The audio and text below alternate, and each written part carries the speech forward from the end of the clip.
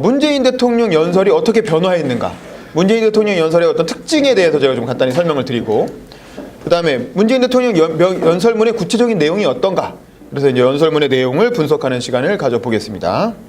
문재인 대통령 연설문 전문은 사실 인터넷 뒤져보면 다 나와요. 뭐 전문 검색하면 다 나오는데 저희가 카톡방에 조금 이따 올려드릴게요. 한꺼번에 묶어서.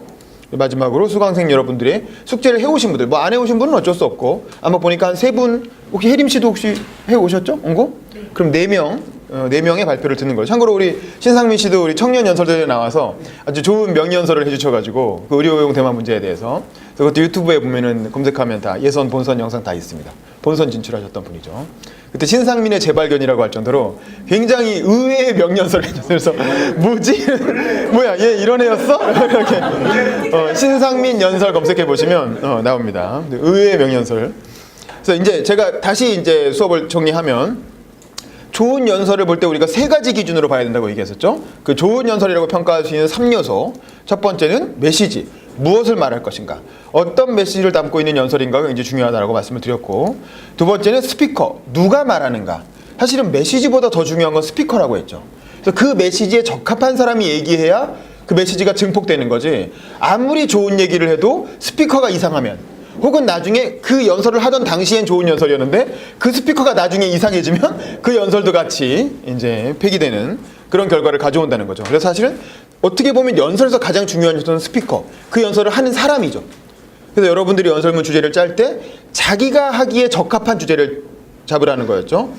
아무리 좋은 주제여도 내가 하기에 적절치 않은 주제를 하면 좋은 반응을 얻을 수가 없어요, 청중들로부터.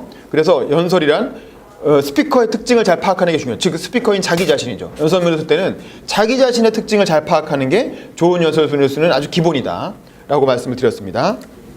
그리고 마지막에는 어떻게 말할 것인가. 그래서 이제 좋은 연설문을 가지고 좋은 메시지를 잡고 나면 그 다음엔 어떻게 퍼포먼스를 보이느냐, 어떤 제스처를 취하고, 뭐 문장을 어떻게 다듬고, 청중과 어떻게 호응하고, 뭐 이제 그런 거죠. 그런 기술적인 부분들도 굉장히 중요하다는 거죠. 그런 이 메시지, 스피커, 퍼포먼스의 3요소를 완벽하게 갖춘 그 명연설의 아주 대표적인 사례가 오바마의 2004년 민주당 전당대회 연설이었다는 거죠. 그래서 그걸 저희가 1강 때 왜 그런지를 하나하나 분석해가면서 설명을 드렸었고요. 그럼 이제 문재인 대통령과 저와의 관계를 좀 설명을 드릴게요. 저는 문재인 대통령 마크맨이었죠. 그래서 제가 지난번에 김대중 대통령과의 관계, 노무현 대통령과의 어떤 작은 인연들을 소개를 드렸잖아요. 이번에 문재인 대통령과의 인연인데, 문재인 대통령의 연설에 주목하게 된 계기도 사실 이런 인연이 있기 때문이죠. 제가 2016년 말에 국회로 인사가 납니다. 그 전까지 저는 횟수로 한 5년 정도를 서울시청 출입기자를 했어요. 2년 출입하고 1년 내근하고 다시 또 2년 서울시청 출입기자를 했는데, 그러면서 오세훈 시장 임기 말부터 박원순 시장 임기 초까지가 제 출입기간이었어요. 그러니까 저는 주로 박원순 시장과 거의 그 기자 생활을 같이 한 거야. 그래서 박원순 마크맨이었어요. 그래서 박원순 시장이 2016년 말에 민주당 대선 후보 경선에 뛰어들게 되죠. 그래서 대선 주자로 정치권으로 넘어옵니다. 그래서 저도 인사가 나면서 국회 출입기자 중에 박원순 마크맨으로 국회를 가게 된 거예요. 그래서 국회를 가서 박원순 시장 마크를 하기 시작했는데, 박원순 시장이 갑자기 지지율이 하도 안 나오니까 대선 불출마를 하게 돼요. 그냥 포기를 하는 거예요, 드랍. 지지율이 막 나중에 1%대 아예 그냥 지지율을 순위에 안 잡히는 수준으로 떨어져 버리니까 도저히 더 이상 진행하는 게 의미가 없다 그래서 불출마를 해버리고, 마침 그때 문재인 마크맨을 2012년부터 했던 우리 회사 후배가 육아휴직을 들어가게 돼요.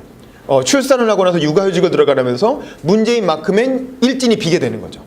그러니까 이제 박원순은 불출마하고 문재인 마크맨은 없어지고, 그러니까 네가 해라 이렇게 된 거죠.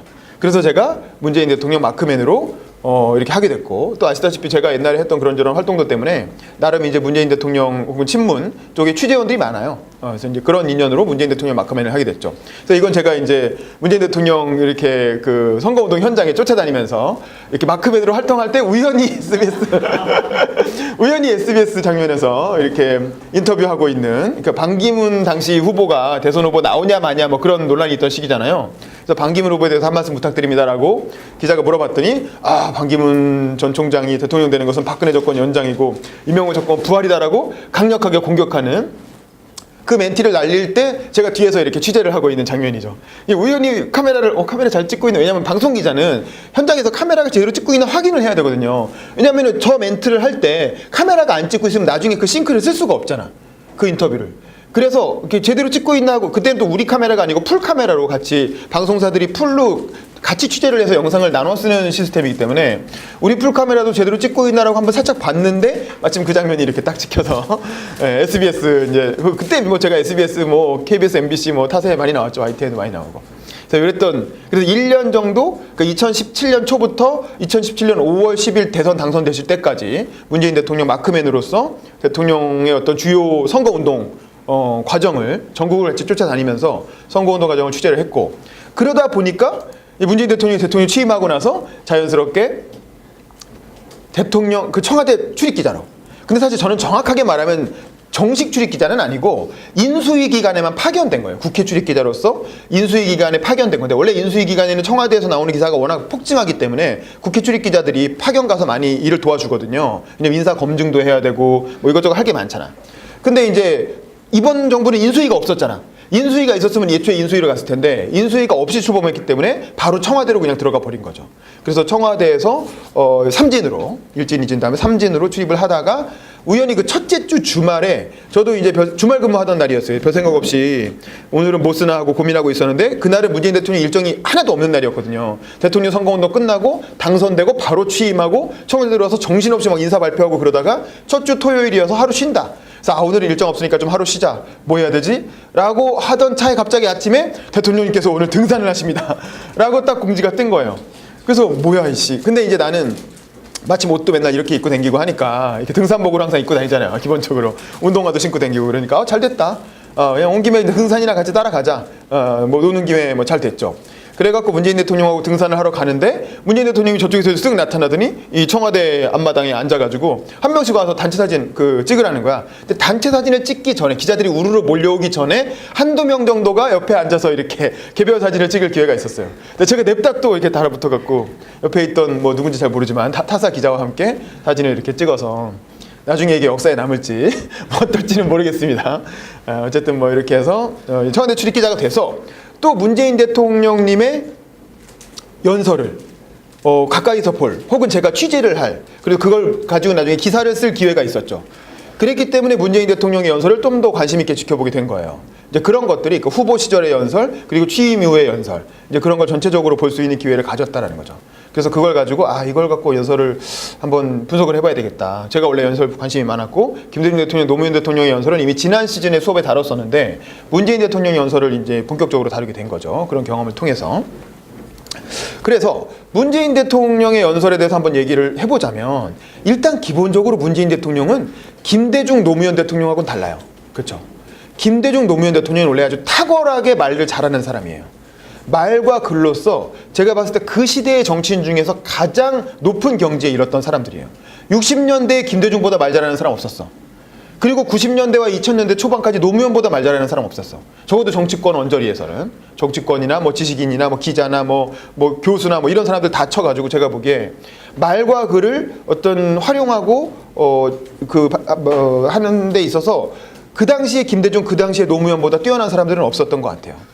그래서 지난번에도 얘기했지만 강원국 비서관처럼 김대중, 노무현 정부에서 연설을 담당했던 비서관들이 하는 얘기는 다 대통령님들한테 혼났다는 얘기밖에 없어요. 대통령한테 혼나고 대통령이 뭘 가르쳐줬다. 나한테 글 쓰는 법을 가르쳤다. 그래서 나는 대통령님의 제자다. 다 이런 스탠스로 얘기를 한단 말이에요. 그 시절 비서관들은. 왜냐하면 그 양반들은 자기의 말과 글이 완전히 확립된 사람들이에요. 정치를 40년 혹은 20년 가까이 하면서 자기의 어떤 말하는 스타일, 자기의 글 쓰는 스타일이 거의 완성된 경지에 이른 사람들이었고, 그리고 나서 대통령이 됐고, 또 정치인으로서 아주 뚜렷한 자기만의 말하는 스타일을 갖고 있는 분들이었어요. 그래서 비서관, 연설기록 비서관들이 하는 일이라는 건 그 대통령으로 빙의해가지고 대통령처럼 비슷하게 말하는 거. 그리고 대통령이 평소에 하는 말을 잘 귀담아 들었다가 평소에 하는 말의 워딩을 잘 활용해서 대통령이 실제로 말하는 것처럼 연설문을 쓰는 게 주된 일이었다는 거죠. 그러니까 사실 저는 그 연설기록 비서관들의 역할은 별로 크지 않았다고 봐요. 솔직히 김대중, 노무현 정부 시절의 연설기록 비서관들은 그냥 대통령이 시키는 걸 하는 기술자들일 뿐이었던 거죠. 그랬는데 문재인이란 사람은 원래 그렇게 대중 앞에서 말을 많이 하는 스타일의 사람이 아니었죠. 문재인 대통령은 원래 직업이 변호사였어요. 변호사인데 우리나라는 노무현 대통령이 변호사인데 말 잘하잖아. 이렇게 생각할 수 있지만 우리나라의 기본적인 법정은 서면 중심주의죠.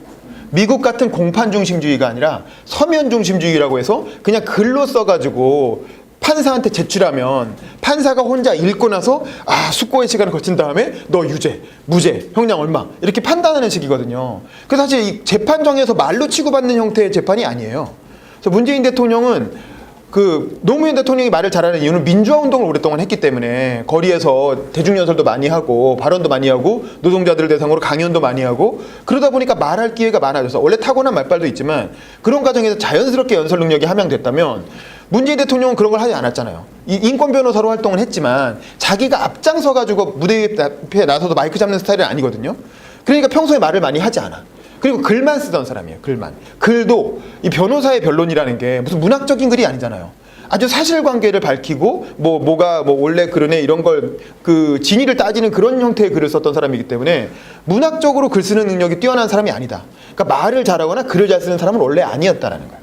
그런데 지난 시간에 우리가 노무현 대통령 연설 때 얘기했던 것처럼 노무현 대통령이 문재인을 자신의 친구라고 호명하면서 노무현 대통령이 돌아가시고 나서 갑자기 그렇게 치솟은 노무현의 인기 혹은 친노 세력의 정적 자산을 물려받을 사람이 없으니까 문재인이라는 사람을 정치권으로 끌어들인 거죠. 누가? 양정철이 혹은 이해찬이 그런 어떤 정치권의 주요 이른바 친문 인사라는 사람들이 정치 안 하겠다고 노무현 대통령이 그렇게 정치하라고 꼬셔도 나는 정치 안 합니다 라고 단호하게 물리치고 양산에 가서 변호사도 안 하고 은퇴하고 사실은 양산에 아시잖아요. 집 하나 지어놓고 거기서 개나 키우면서 마루라고 하는 개 키우면서 동네 산책이나 하고 다니던 할아버지를 양정철 씨가 양산 집 앞에 텐트를 치고 일주일을 농성을 했다는 거예요. 이렇게 지금 친노에 관한 노무현 대통령에 대한 이렇게 추모 열기가 뜨거운데 그리고 이명박 박근혜 정권을 끝낼 인물이 없는데 대통령 문재인 비서실장님께서 안 나오시면 어떡합니까? 나오셔야 됩니다. 거기다가 유시민은 인기가 있었는데 유시민은 또 정의당으로 가버렸잖아요. 그러니까 유시민은 또 민주당에선 대안이 안 돼. 그리고 그 중에 그걸 받을 사람이 아무도 이광재 안희정이 있었지만 그때는 너무 어렸죠. 안희정 나중에 탈락했지만 너무 어려서 이광재는 이미 유죄 판결 받았었고 안희정은 너무 나이도 어리고 도지사 막 시작했을 때고 다음 대선에 출마할 수 있는 상황은 아니었죠. 그러니까 2012년에 대선 후보가 없었던 거야. 친노 세력은 엄청난 정치적 자산을 쌓았는데 노무현 대통령의 서거로 인해서 근데 정치를 할 사람이 없었던 거예요. 그걸 먹을 대선 후보가 없었던 거죠. 그래서 그런 정치 이른바 친문 인사라는 사람들이 양산에 있는 문재인을 설득하기 시작합니다. 그래서 안 하겠다고 나는 정치인 스타일이 아니다. 왜냐면 아까 말한 것처럼 남들 앞에서 마이크 잡는 사람도 아니었고 평생 그런 활동을 하려고도 하지 않았고 노무현 대통령도 그냥 의무감으로 도왔던 거지 실무자로서 본인이 지도자로 활동했던 게 아니잖아요. 출마하라는 얘기도 수도 없이 들었지만 끝내 거절했던 문재인 대통령을 끝내 정치권으로 끌고 오게 되는 겁니다. 그게 이제 2012년인 거죠. 그래서 2012년 말 대선이면 그 해에 처음 정치 시작해요. 그러니까 문재인 대통령이 2012년에 대선을 나왔을 때 두 명의 거대한 정치신이 등장하는데 한 명은 문재인이고 한 명은 안철수죠. 둘 다 2012년에 처음 정치 시작해서 바로 대선 출마하는 거예요. 그러니까 이제 이 두 사람은 한 명은 변호사로서 글만 쓰던 사람, 한 명은 기업인으로서 기업만 운영하고 연구하던 사람이죠. 그러니까 이 양반들이 둘 다 말과 글로 세상과 소통하던 사람들이 아니에요.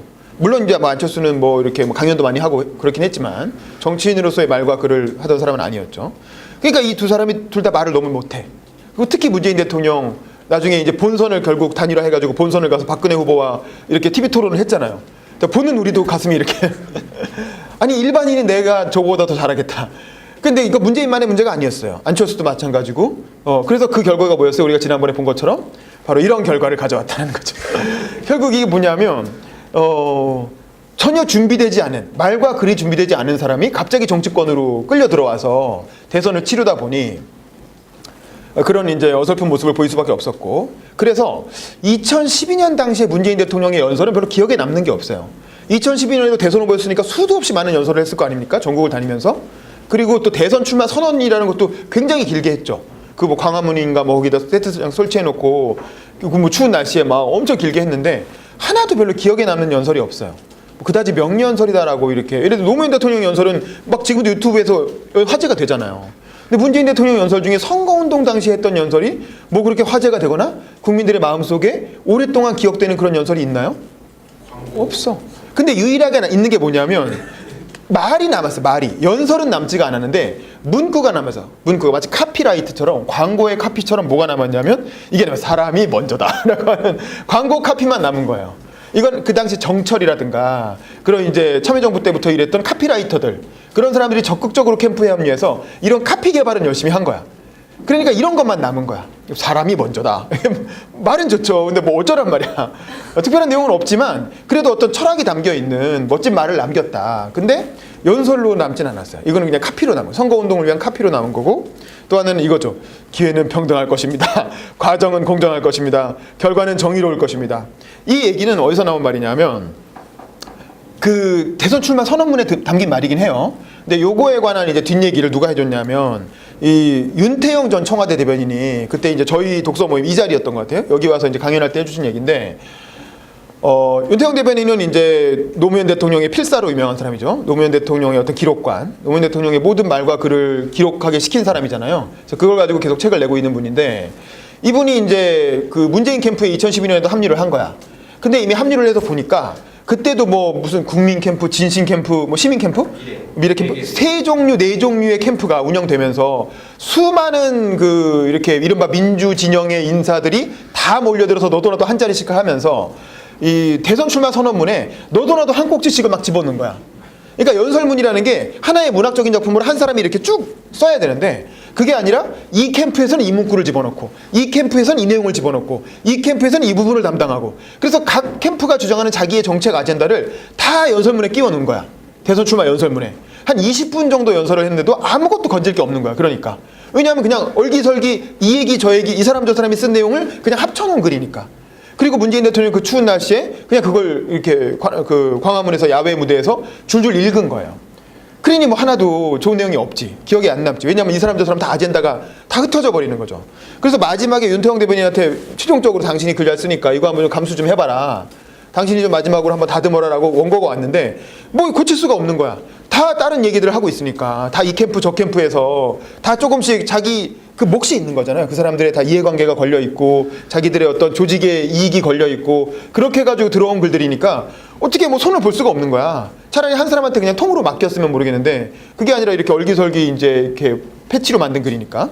그러니까 결국 아씨 뭐 어떻게 하라는 거야 하다가 마지막에 그래 이거 하나 넣자 해가지고, 왜냐면 내용이 너무 복잡하니까 그냥 한마디로 요약해서 그냥 기회는 평등할 것입니다. 과정은 공정할 것입니다. 결과는 정의로울 것입니다. 이 문구를 하나 넣었다는 거예요. 근데 결국 그 연설이 끝나고 나서 기억에 남는 건 이 문구밖에 없었다라는 거죠. 그래서 어쨌든 2012년 대선 당시에 문재인 대통령은 이 두 가지 말을 남겼어요. 사람이 먼저다. 그리고 기회는 평등, 과정은 공정, 결과는 정의.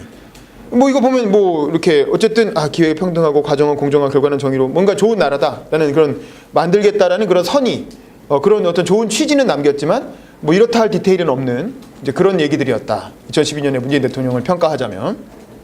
그런데 2017년에 문재인 대통령은 많이 달라집니다. 특히 2017년 문재인 대통령의 가장 큰 뭐라고 해야 되나 달라진 점이라고 해야 되나 장점은 뭐냐면, 후보 시절의 연설은 저도 후보 시절을 쭉 쫓아다니면서 같이 취재를 했지만 별로 기억에 남는 게 없어요. 그러니까 문재인 대통령과 노무현 대통령의 결정적인 차이야. 노무현 대통령은 후보 시절의 연설이 명연설이 많아요. 지금도 많은 사람들에게 회자되는 명연설이 많고, 후보 시절의 연설이 아주 사람들의 심금을 울리는 명연설이 많다면 취임한 이후의 연설은 별로 기억에 남는 게 없어요. 노무현 대통령 취임사 누가 기억하나요? 노무현 대통령 취임사에 유명한 문구라든가 어떤 말이 있었는지 기억하는 사람 있나요? 별로 없거든. 그러니까 노무현 대통령은 후보 시절에 명연설을 많이 남겼는데 막상 취임하고 나서는 예를 들면 그 민주평통 자문회의에서 간 그 주머니에 손 넣고 한 연설 그거 빼고, 그거는 사실 그 일반적인 연설이 아니라고 제가 지난번에 말씀드렸죠. 즉흥적으로 막 흥에 겨워서 한 연설이니까 그런 거 빼고 취임하고 나서 공식적으로 한 뭐 이렇게 축사나 이런 데에서는 뭐 이렇다 할 뭐 그런 게 없어. 근데 문재인 대통령은 거꾸로 후보 시절의 연설은 딱히 기억에 남는 게 없는데 취임하고 나서 엄청난 명연설들을 막 쏟아냅니다. 그러니까 저는 어떤 생각을 하냐면 이게 대통령의 스타일 차이인데, 이 정치인이라는 게 크게 이제 성장 단계가 있어요. 저는 크게 세 종류의 이제 게 있다고 보는데, 정치인은 기본적으로 특정 집단을 대변하는 사람입니다. 특정 이익 집단을 대변하기 때문에 기본적으로 출발은 파이터로 출발해요. 파이터. 자기 이익 집단을 대변하는 파이터로서 출발한단 말이야.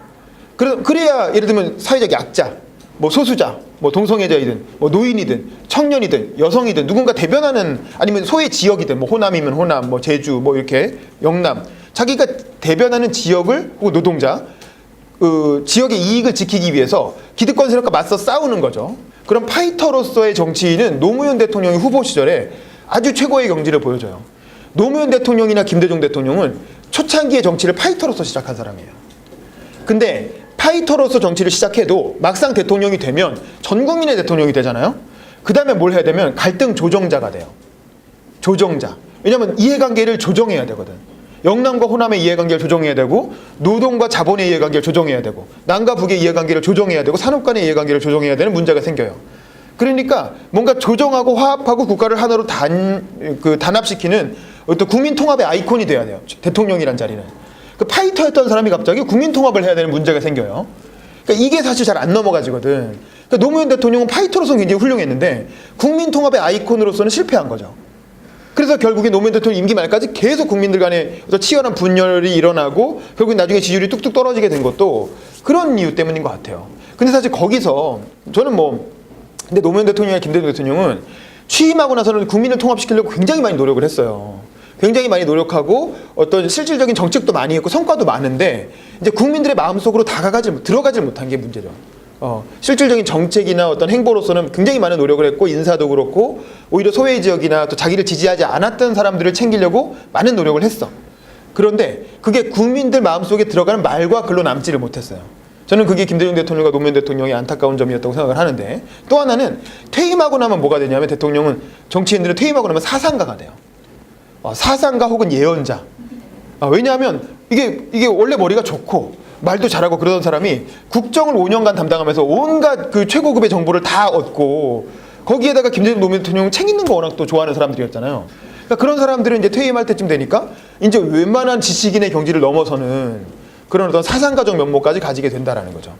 그건 제가 지난 시간에 말한 것처럼 그 노무현 대통령의 마지막 인터뷰라는 오연호 씨가 쓴 그 책을 보면 그 노무현 대통령의 그런 민주주의 어떤 지식인, 민주주의 학자로서의 면모가 아주 잘 드러납니다. 김대중 대통령은 말할 것도 없죠. 어쨌든 그건 딴 얘기였고. 자, 그런데 이 문재인 대통령은 2017년에 마치 이 호랑이의 날개를 다는 것처럼 아주 최고의 인재를 얻게 됩니다. 그게 누구냐면 바로 여기 있는 신동호라고 하는 사람이에요. 이 사람은 그렇게 유명한 사람은 아닌데, 사실 윤태영 대변인은 2017년 민주당 경선 과정에서 어디로 가냐면 안희정 캠프로 가버려요. 그래서 이제 문재인보다는 안희정이 더 나은 것 같다라고 해가지고 엄청난 실수였죠. 어쨌든 안희정 캠프로 가면서 문재인 캠프에서 떨어집니다. 그리고 나서 이제 문재인 대통령의 어떤 연설 비서관 혹은 이제 연설을 담당하는 참모의 역할을 누가 하게 되냐면 이 신동호라고 하는 사람이 하게 돼요. 그럼 신동호는 누구냐? 이 사람은 지금도 청와대에서 일하는 분이에요. 근데 뭐 그렇게 유명한 사람은 대중적으로 유명한 사람은 아닌데 기자들 사이에서는 많이 알려졌죠. 이 연설 때문에. 이 양반을 데려가게 된 계기는 임종석 때문이에요. 문재인 대통령이 임종석을 후보 비서실장으로 임명했죠. 임종석 씨는 원래 국회의원을 전대협 의장으로 유명했죠. 한양대 총학생회장을 하고 전대협 의장이었고, 이른바 임길동이라고 해서 이제 이렇게 전대협 운동권 시절에 하도 신출귀몰하게 경찰을 피해 다녀서, 그리고 얼굴이 잘생겨서, 그래서 그 20대 때 유명했던 분이죠. 임수경 북한 보내고 뭐 이런 사람이잖아요. 근데 이제 임종석의 친구예요, 이 신동호라는 사람은. 그래서 임종석이 서울시 정무부 시장을 하고 국회의원 선거를 은평구로 출마를 하죠. 은평구에 이재호가 있었기 때문에 이재호 잡겠다고 은평구로 나가서 자기는 당연히 당선됐죠. 당연히 왜냐면 서울시장, 부시장까지 했고 자기가 그래도 전대협 의장이고 막 이렇게 했는데, 거기서 경선을 탈락해버린 정치 신인이었던 강병원 의원한테 떨어져가지고 경선을 탈락하는 대수모를 겪고 정계 은퇴 위기로 몰리게 돼요. 사실 임종석은 그걸로 세상에 초선 국회의원한테 3선 도전하는 사람이, 그것도 서울시 정무부시장까지 하고 전대협 의장 했고, 그래도 386 세대 중에 최고 리더 중에 한 명이잖아요. 근데 이 사람이 거기서 경선 탈락을 해버리니까, 물론 가산점도 있고 불리한 요건이 있었지만 자기 지역도 아니었고, 그러니까 이게 도대체 창피해서 얼굴에 들고 다닐 수가 없는 정치권에서 완전 퇴출되는 분위기였어요. 그런데 그 임종석을 누가 데려가냐면 문재인이 데려갑니다. 문재인 대통령이 손을 내밀어갖고 너 우리 이쪽 캠프로 와서 후보 비서실장 해라 라고 데리고 가면서 전격적으로 영입을 하죠. 문재인 대통령은 기본적으로 친문 세력의 수장이었지만 이 586 운동권과는 또 약간 결이 달라요. 586 운동권은 전통적으로 김근태를 더 지지했고, 노무현과 김근태 사이에 김근태를 더 지지했고, 그 다음에 그 세력은 주로 박원순한테 갔죠. 박원순이 또 운동권으로 보면 더 주류에 가까운 사람이니까. 그러니까 문재인 대통령 입장에서는 대선을 앞두고 지지 세력을 더 결합하기 위해서 586 운동권 세력과 적극적으로 제휴할 필요가 있었고, 그 상징적인 인물이었던 임종석을 데리고 옵니다. 후보 비서실장으로. 그러면서 임종석이 화려하게 부활하죠. 지금 청와대 비서실장까지 하고 있고, 그때 임종석이 자기 친구였던 신동호를 같이 데리고 들어오는 거예요. 신동호 비서관은 그 전대협에서 같이 간부로 활동했던 임종석 의장과 함께 한양대 친구예요. 동기동창 친구. 근데 이 사람이 시인으로 신춘문예에 등단하신 분이에요. 기본적으로 글을 아주 아름답게 쓰시는 분이에요. 문학적인 감수성이 본인 스스로가 시인이야. 시인으로 등단한 사람이야. 그리고 글을 아주 잘 쓰시는 분이에요. 예쁘게. 그래서 이 신동호라고, 물론 이제 양정철도 글을 되게 잘 쓰는 사람이죠. 양정철은 문재인의 운명이라고 하는 책을 거의 뭐 이렇게 다 써주다시피 문재인 대통령이 구술하고 양정철이 윤문을 했죠. 문장을 만들어서. 문재인 대통령의 운명이라는 책도 글이 엄청 좋잖아요. 그게 양정철의 글인 거거든. 근데 그 정도로 신동호도 그런 어떤 연설문을 쓰는 데 있어서 아주 탁월한 능력을 가진 사람을 임종석을 영입하면서 1+1으로 같이 딸려 들어온 거예요. 그래서 이제 신동호라는 사람이 글을 쓰기 시작하면서 본격적으로 문재인 대통령의 연설이 아주 빛을 발하기 시작합니다. 그러면서 굉장히 이제 취임 이후에 특히 이분이 연설비서관이 되고 이 연설비서관실에서 명연설들이 뿜어져 나오기 시작해요. 그러면서 대통령 취임 이후에 엄청난 좋은 연설들을 막 쏟아내는데, 특히 또 문재인 대통령의 특징은 프롬프트를 적극적으로 활용하는 대통령이에요. 지난번에 얘기했지만 김대중 대통령 시절에는 프롬프트라는 기술 자체가 없었고, 노무현 대통령은 워낙 즉흥 연설을 잘하시는 분이었기 때문에, 그리고 머릿속에 그 내용이 다 있어 이미. 자기가 원고 다 쓰고 자기가 생각한 거 그대로 말하는 대로, 그 생각한 대로 말을 하면 그대로 글이 되는 그런 분이었기 때문에 노무현 대통령은 굳이 이제 신경 쓸 필요가 없었는데, 문재인 대통령은 그런 사람은 아니잖아요. 그래서 취재를 하면서 보면 문재인 대통령은 프롬프터를 적극적으로 활용합니다. 어느 순간에도 절대 원고가 없이 말하지 않아요. 대중 앞에서 이야기를 할 때 문재인 대통령은 원고 없이는 절대 말하지 않아요. 예를 들면 그런 거 있잖아요. 캠프에 그 민주당 당사에 보면은 캠프가 있잖아요. 문재인 캠프 기자회견장이 있었거든요. 기자회견장에서 이제 정책 같은 걸 발표하잖아요. 그러면 기자회견장에 프롬프터가 없거든. 그걸 어떻게 하는지 알아요? 어떻게 하냐면 대형 TV를 갖다 놔요. 좌우에 카메라가 여기서 찍고 있으면 카메라에 안 보이는 사각에 대형 TV를 좌우에 갖다 놔. 그리고 문재인 대통령이 딱 연설을 시작하면 대형 TV로 원고가 올라와요. 그러니까 대형 TV를 가지고 프롬프터 기능을 하는 거야. 그래서 그걸 보고 이쪽 보고 얘기하고 이쪽 보고 얘기하고, 그러니까 TV를 보고 읽어요, 원고를. 문재인 대통령이 항상 그랬어요. 어떤 정책 발표를 할 때도. 그리고 대선 후보, 예를 들면 후보 유세장에서는 원고를 꺼내갖고 원고를 보고 읽고, 물론 가끔 유권자들과 눈을 맞았지만 기본적으로 원고를 보고 읽습니다. 그리고 예를 들면 어떤 그 현장 같은 데 가서 현장 간담회를 할 때도, 그런 데서 갑자기 정책 발표를 할 때도 TV를 갖고 와서 현장에 설치해 놓고 프롬프터를 보면서 하시는. 그러니까 문재인 대통령은 이게 자기 철학인 거야. 아까 말한 것처럼 노무현 대통령이 사실 즉흥 연설을 잘했지만 그것 때문에 손해도 많이 봤잖아요. 그것 때문에 말실수도 많이 했잖아요. 뭐 이쯤 되면 막 하자는 거죠라든가, 뭐 그 대통령 못해 먹겠다라든가, 뭐 그런 말들이 사실은 화제가 되면서 점수를 많이 깎아 먹은 걸 옆에서 비서실장으로 오랫동안 지켜봤기 때문에, 대통령의 말은 천금 같은 무게가 있고 함부로 나와서는 안 된다. 국민들에게 전달되는 대통령의 말은 철저하게 정선된, 엄선된 말이어야 한다라는 철학을 갖고 계신 거죠. 그래서 이제 프롬프트를 그리고 본인이 그렇게 말하는 걸 즐기는 사람도 아니고 남들 앞에서 이렇게 떠드는 걸 좋아하는 사람이 아니잖아요.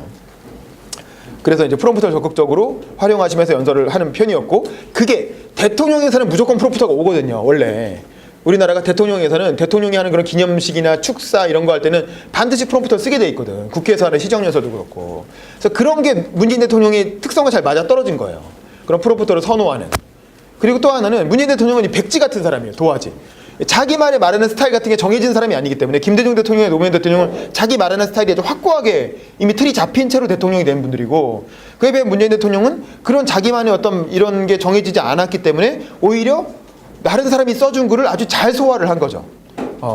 그래서 이제 약간 신동호나 윤태영 같은, 혹은 양정철 같은 그런 연설 비서관들의 아주 탁월한 유능한 어떤 필사들의 어떤 원고를 아주 잘 소화할 수 있는 그런 백지 도화지 같은 그런 흡수력을 가진 사람이었다. 그래서 그게 이런 형태의 축사나 기념사에 더 적합한 그런 특성을 가진 이제 정치인이었던 거죠. 그래서 이제 그게 이제 연설, 그 취임 이후에 명연설 이렇게 폭발로 나타나게 됩니다.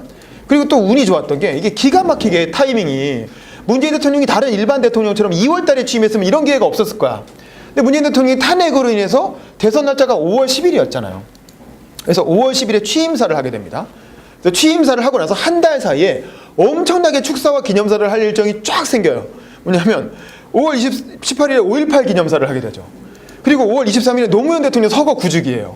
그리고 6월 6일에 현충일 추념사를 하게 되죠. 그리고 6월 10일에 60항쟁이 또 있어요. 그러니까 이제 굉장히 중요한 국가적 행사가 5월부터 6월 사이에 쫙 몰려 있거든요.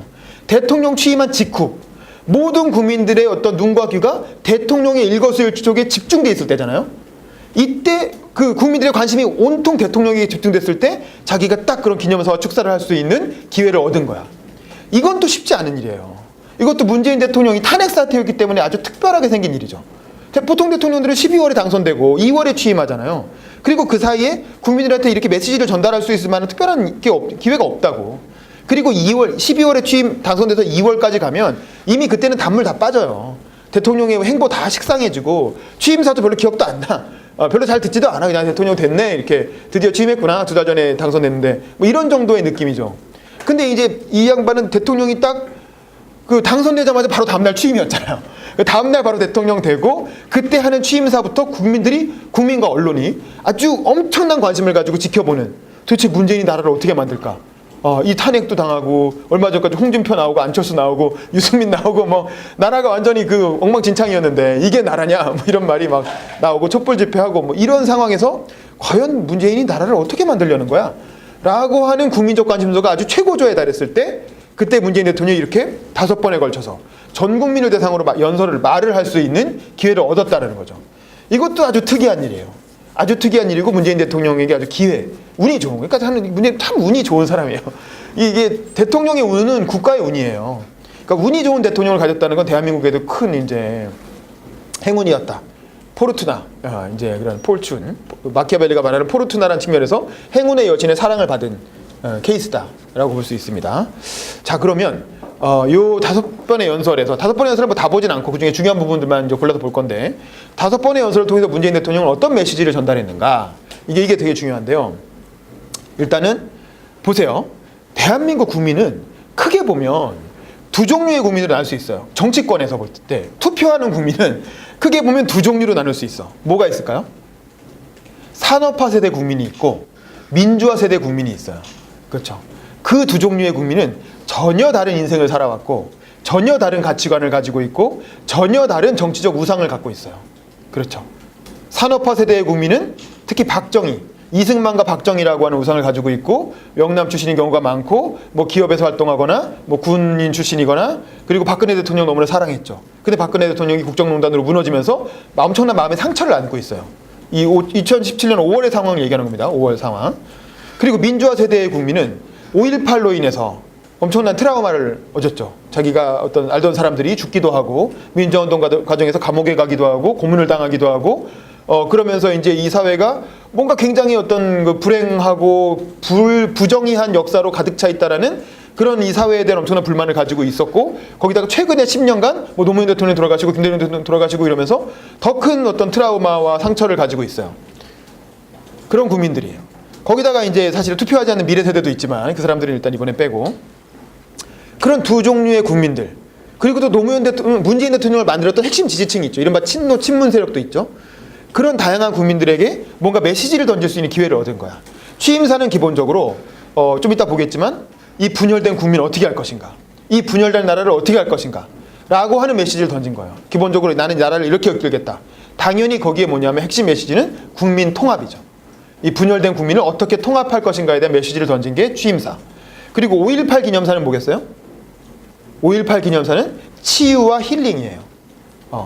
치유와 어떤 그 상처받은 특히 5.18 희생자들을 비롯한 우리 거기에 이제 그 세월호 사고까지 같이 언급이 되죠.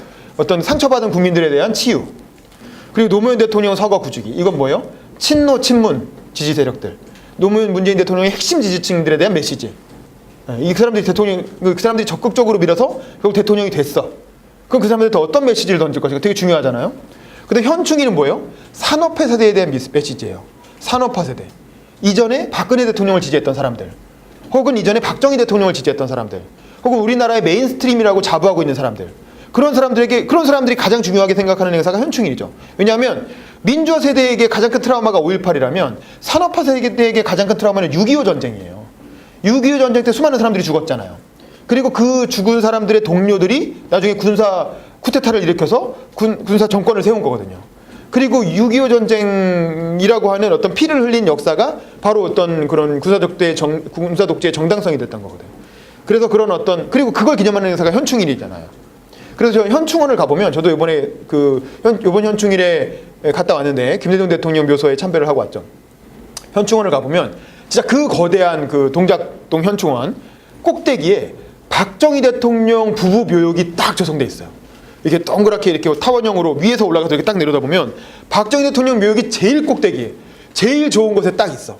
그리고 거기서 아래를 딱 내려다보는 구도예요. 박정희 대통령이 그 위에서 아래를 내려보면 그 밑에 장병들이 다 누워있어. 6.25 때 돌아가신 분들, 뭐 국가 유공자들 쫙 다 누워있어. 박정희, 유경수여서 둘이서 딱 내려다보는 구도야. 그리고 그 밑에 구석에 이승만도 있고 김영삼도 있고 김대중도 구석에 하나 있는 거야. 그게 현충원이에요. 거기에 가서 문재인 대통령이 연설을 하는 거야. 그럼 거기서는 어떤 메시지를 던질 것인가? 라는 부분인 거죠. 그리고 마지막에 6월 항쟁. 6월 항쟁은 이제 서울 광장에서 했죠. 6월 항쟁의 메시지는 민주주의였어요. 그건 좀 이따 얘기하고. 그래서 하나씩 보기로 하면 일단 취임사부터 한번 볼게요. 취임사는 이게 또 재밌었던 게 이 문재인 대통령의 취임사는 국회에서 했죠. 국회 실내에서 했어요. 원래 대통령 취임사는 되게 야외에서 하잖아요. 2월 달에 추운데 막 둘둘 있고 막 야외에서 하는데 급하게 대통령 선거에 바로 다음 날 취임을 해야 되는 상황이기 때문에 그렇게 이제 야외에서 몇만 명을 모아놓고 취임을 할 수가 없는 상황이었죠. 그래서 정부 요인 한 몇백 명 정도만 모아놓고 이른바 로텐더홀이라는 그 탄핵했던 그 공간, 로텐더홀에다가 임시로 이렇게 취임식장을 만들고 거기 올라가서 취임을 하게 됩니다. 평소에 비하면 아주 약식으로 취임을 했고, 만약에 2달에 걸쳐서 인수위가 취임사를 준비했으면 한두 명이 하는 게 아니에요. 인수위에서 아예 취임사 준비팀이 꾸려져가지고 아까 말한 것처럼 이 캠프 저 캠프에서 각 팀에서 다 몰려와서 너도 나도 자기 아젠다를 하나씩 넣는 거야. 그게 취임사야. 그러니까 취임사가 멋진 글이 나올 수가 없는 거예요. 그냥 국정 방향에 대해서 얼기설기 그냥 다양한 아젠다들을 모아놓은 그런 잡탕식글이 나올 수밖에 없는 게 대통령 취임사의 한계인데, 이거는 선거 끝나고 바로 다음날 취임사를 뚝 해야 되는 상황이니까 그렇게 조율할 시간이 없었죠. 캠프 사람들도 선거운동하느라 바쁘지 언제 집권하고 취임사 이거 고민했겠어요? 그러니까 이 취임사를 한 명이 쭉 쓴 거야.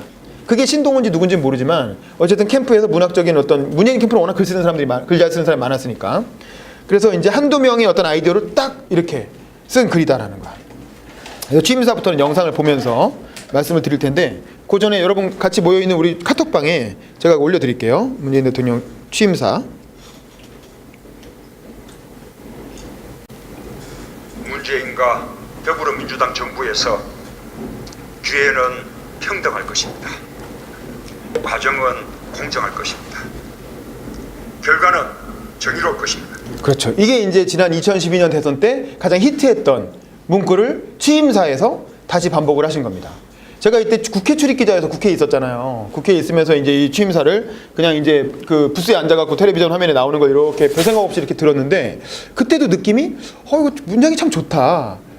문장이 참 잘 썼다. 이런 느낌이 들더라고요. 그러니까 일반적인 정치 어떤 그런 기념식에서 하는 글과는 또 일반적인 옛날에 들었던 김대중 노무현, 뭐 이명박, 박근혜 이런 사람들이 했던 취임사와는 뭔가 좀 다른 문학적인 글이다 라는 느낌이 들었어요. 근데 아까 말한 것처럼 그런 어떤 취임사 준비위원회 같은 걸 만들어서 오랫동안 준비한 글이 아니라, 어찌 뭐 며칠 준비하긴 했겠죠. 근데 그렇다 하더라도 어떤 한두 사람의 어떤 문학적 감수성을 가지고 쓴 글이기 때문에 문장 자체가 더 유려하고 아름답다, 이런 생각이 들고요. 2012년에 앞부분은 뭐냐면 선거운동 과정에서 있었던 일들, 그리고 주요 정책들, 자기가 쏟아냈던 정책들 정리하는 내용, 이거 하겠다 저거 하겠다 이제 그동안 공약했던 것들 다시 설명하는 부분이었고, 앞부분은 그 다음에 여기쯤에서 한번 딱 끊고 넘어가는 거예요. 끊으면서 거듭 말씀드리지만 뭐 기회는 평등할 것이고 과정은 공정할 것이고 결과는 정의로울 것입니다 라고 얘기를 하면서 자기가 어떤 대통령이 되겠다라는 걸 딱 정리하는 거죠. 이 중간 부분에서. 그래서 뭐라고 하냐면, 존경하는 국민 여러분, 이번 대통령 선거는 전임 대통령의 탄핵으로 치러졌습니다. 그렇죠. 불행한 대통령의 역사가 계속되고 있습니다. 이번 선거를 계기로 이 불행한 역사는 종식되어야 합니다. 그렇죠. 그 불행한 대통령의 역사가 계속되고 있다. 그리고 탄핵으로 인해서 생긴 어떤 비상시국의 선거였다라는 거죠. 이런 비상시국의 선거에서 당선됐기 때문에 그만큼 이제 국민들의 어떤 분열, 국민들이 굉장히 지금 마음이 갈라져 있고 이거를 하나로 모아내는 일이 사실은 문재인 대통령의 가장 큰 그 당시의 당면 과제였고 역사적 소명이라고 할 수 있죠. 그래서 그런 내용이 많이 담겨 있습니다. 저는 대한민국 대통령의 새로운 모범이 되겠습니다. 국민과 역사가 평가하는 성공한 대통령이 되기 위해 최선을 다하겠습니다. 그래서 지지와 성원에 보답하겠습니다. 깨끗한 대통령이 되겠습니다. 빈손으로 취임하고 빈손으로 퇴임하는 대통령이 되겠습니다. 자, 보세요. 문장이 되게 짧아요. 깨끗한 대통령이 되겠습니다. 빈손으로 취임하고 빈손으로 퇴임하는 대통령이 되겠습니다. 대통령이 되겠습니다는 말이 반복되죠. 그러니까 어미를 일치함으로써 약간 문학적인 라임을 준 거예요. 그리고 문장은 굉장히 짧게 치고 나갑니다. 전체적으로 보면 연설문의 문장이 다 짧아요. 한 줄을 넘어가는 게 없어요. 제가 그 필살기 논작학과 시간에 말씀드렸죠. 이 글이라는 게 두 번째 줄을 넘어가고 있으면 잘못 쓴 거라고. 가급적 한 줄 안에 한 문장이 끝나는 게 좋은 문장이죠. 근데 굉장히 짧게 치고 나갑니다. 보세요. 문장을 한번 잘 보세요. 훗날 고향으로 돌아가 평범한 시민이 되어 이웃과 정을 나눌 수 있는 대통령이 되겠습니다. 그렇죠. 깨끗한 대통령이 되겠습니다. 빈손으로 퇴임하는 대통령이 되겠습니다. 훗날 시민으로 돌아가 이웃과 정을 나눌 수 있는 대통령이 되겠습니다. 대통령이 되겠습니다는 말이 뒤에 계속 붙으면서 문장이 조금씩 길어지죠. 이러면서 약간 점증적으로 어떤 이제 이렇게 그 메시지를 전달하는 뭐 그런 식의 어떤 문학적인 약간 시 같은 거예요. 시가 이런 식의 운율을 쓰잖아요. 이제 그런 방식의 어떤 글쓰기로 이루어져 있다는 거죠. 국민 여러분의 자랑으로 남겠습니다. 약속을 지키는 솔직한 대통령이 되겠습니다. 선거 과정에서 제가 했던 약속들을 꼼꼼하게 챙기겠습니다. 대통령부터 신뢰받는 좋으시나 봐요, 이번에서. 솔선수범해야 진정한 정치 발전이 가능할 것입니다. 불가능한 일을 하겠다고 큰소리 치지 않겠습니다. 잘못한 일은 잘못했다고 말씀드리겠습니다. 그렇죠. 아주 약속이 되게 구체적이죠. 약속이 되게 구체적이고 쉬운 말들로 되어 있죠. 굉장히 어려운 개념적인 언어를 쓰는 게 아니라 아주 그냥 누가 들어도 금방 이해가 되는 굉장히 쉬운 말들로 약속을 하고 있어요. 그러니까 이런 것들이 그 연설비서관의 손을 거쳐서 되게 쉽게 나온 글이라는 거예요. 쉽게 이해할 수 있게. 거짓으로 불리한 여론을 덮지 않겠습니다. 공정한 대통령이 되겠습니다. 프롬프터 보고 있죠. 뒤에서는 안 보이지만. 세상을 만들겠습니다. 상식대로 해야 이득을 보는 세상을 만들겠습니다. 이웃의 아픔을 외면하지 않겠습니다. 소외된 국민이 없도록 노심초사하는 마음으로 항상 살피겠습니다. 그렇죠. 이게 대통령 취임사예요. 대통령 취임사를 이렇게 문학적으로 하는 사람은 없어요. 대개는 보면 5년간의 국정계획을 발표하는 자리거든요. 그래서 5년 동안 국정운영을 어떤 방향으로 하겠다라고 해서 되게 다른 대통령 취임사하고 한번 비교해 보세요. 굉장히 특이한 취임사입니다. 굉장히 말이 쉽고 아주 구체적이고 그러면서 짧게 치고 나가는 그리고 간단하고 짧게 치고 나가는 약속 위주의 그런 취임사다라는 거죠. 국민들의 서러운 눈물을 닦아드리는 대통령이 되겠습니다. 소통하는 대통령이 되겠습니다. 낮은 사람, 겸손한 권력이 되어 가장 강력한 나라를 만들겠습니다. 군림하고 통치하는 대통령이 아니라 대화하고 소통하는 대통령이 되겠습니다. 광화문 시대 대통령이 되어 국민들과 가까운 곳에 있겠습니다. 네, 이거는 뭐냐면 광화문으로 대통령 그 집무실을 옮기겠다고 약속을 했죠. 공약 사항이긴 한데 안 할 것 같은데 네, 두고 봅시다. 아직 좀 이게 나왔으니까. 대통령, 친구 같은 대통령으로 남겠습니다. 사랑하고 존경하는 국민 여러분, 2017년 5월 10일 오늘 아이고 광고가 나오네요. 추워지면 자, 요 정도 보면 될 것 같아요. 자, 이게 이제 문재인 대통령 취임사인데, 문재인 대통령 취임사는 아까 말한 것처럼 이제 그런 굉장히 문학적인 어떤 그 축사 혹은 기념사에 어떤 시범을 보였다라는 측면에서 의미가 있고, 이 양반 이거 연설 좋은데? 라는 느낌을 일단 국민들한테 줬어요. 처음에. 되게 글이 좋은데? 혹은 이제 문장이 좋은데? 그러면서 이제 뭔가 따뜻하게 국민들 마음속으로 들어오는 이제 그런 어떤 그 시작을 알렸다는 측면에서 취임사 의미가 있는 것 같아요. 내용도 되게 좋았고. 그 다음에 바로 8일 뒤에 5.18이었습니다. 5.18은 알다시피 지난 대선 때 5.18 내용을 5.18 문구를 헌법 전문에 넣느냐 마느냐, 이건 기본적으로 민주화 운동 세력의 아주 핵심적인 워너비 그 공약이었죠. 그것도 있고 거기에 5.18 때마다 임을 위한 행진곡이라는 노래를 재창하느냐 마느냐, 이것도 이명박 박근혜 10년 동안 계속 논란이 됐던 사안이잖아요. 뭐 거기에다가 헬기로 뭐 사격을 5.18 때 했니 마니 뭐 이런 것부터 시작해서 대선 때 여러 가지로 5.18과 관련된 쟁점들이 있었고, 이거 민주화운동 세력에게는 이 5.18이라는 건 아주 원초적 트라우마란 말이에요.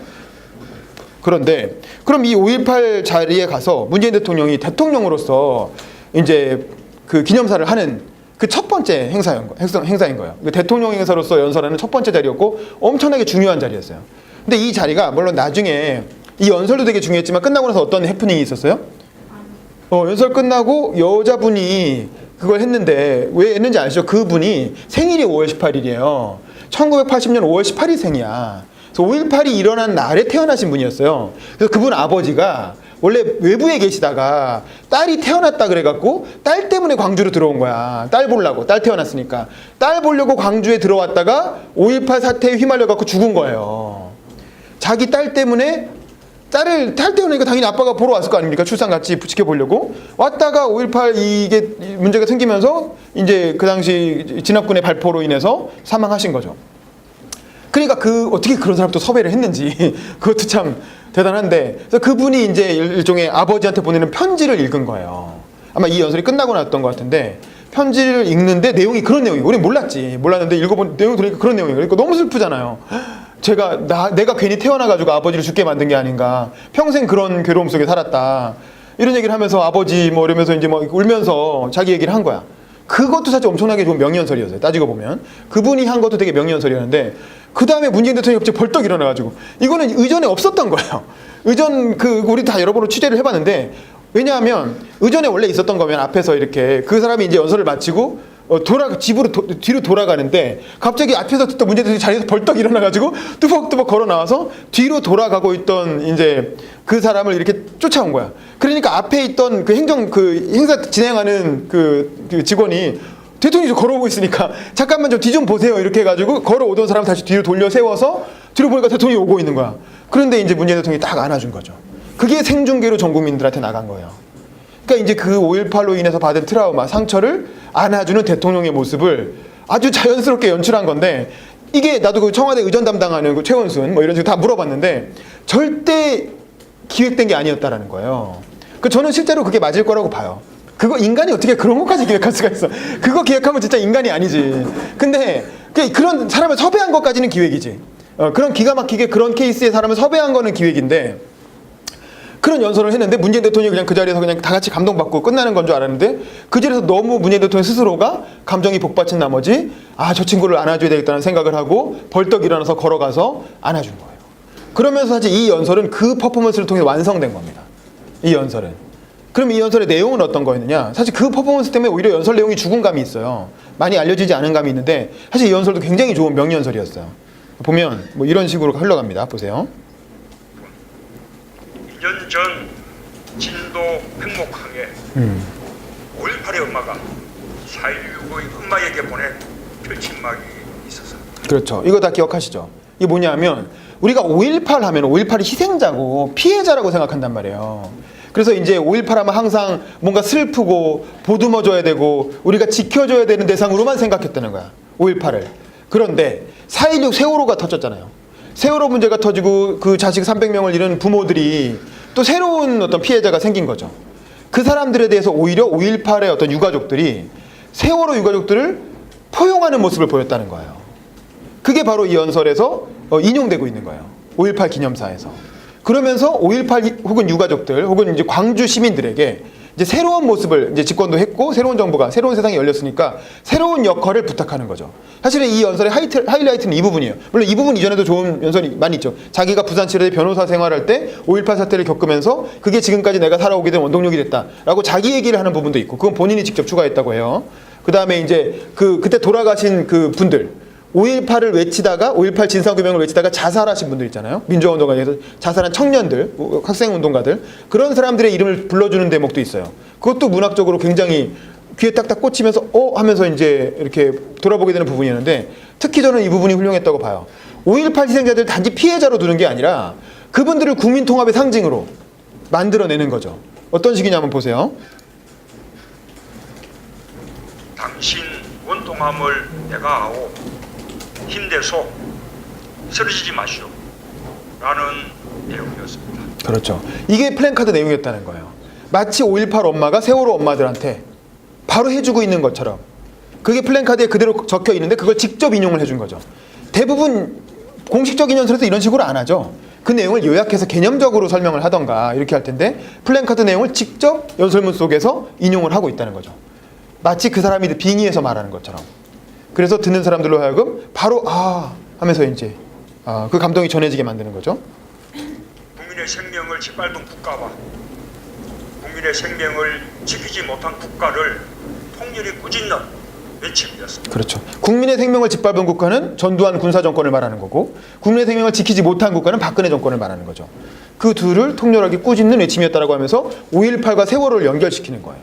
이 연설문에서. 다시는 그런 원통함이 반복되지 않도록 하겠습니다.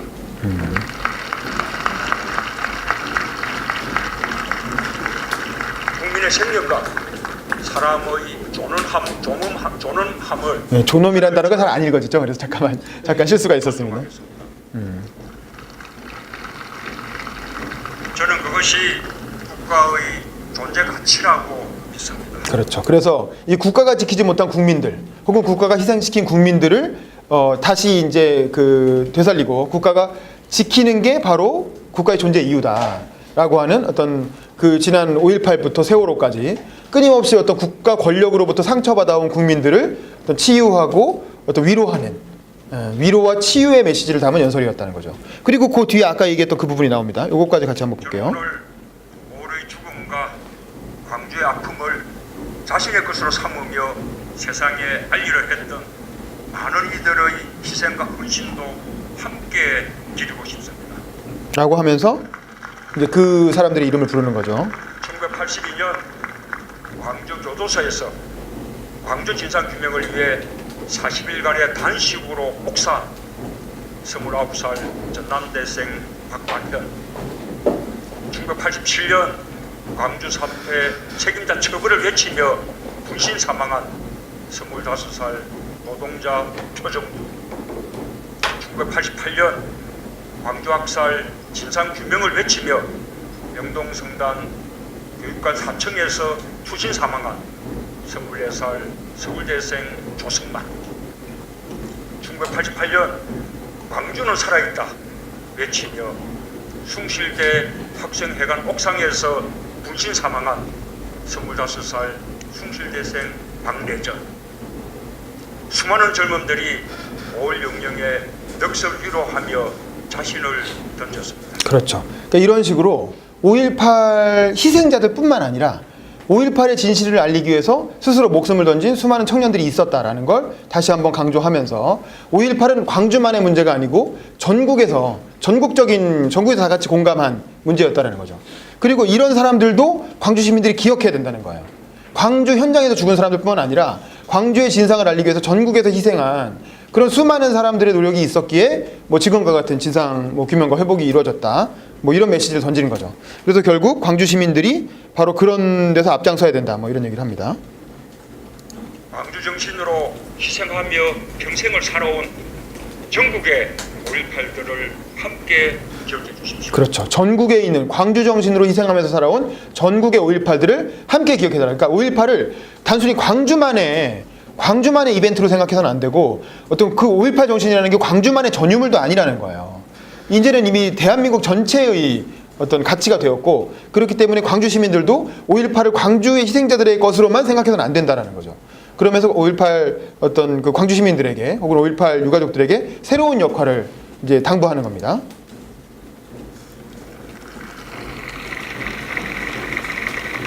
이제 차별과 배제, 총칼의 상흔이 남긴 아픔을 딛고 광주가 먼저 정의로운 국민 통합에 앞장서 주십시오. 그렇죠. 광주가 먼저 정의로운 국민 통합에 앞장서 달라라고 하는 광주 시민들에게 어떤 새로운 역할을 부여하는 메시지를 던진 거죠.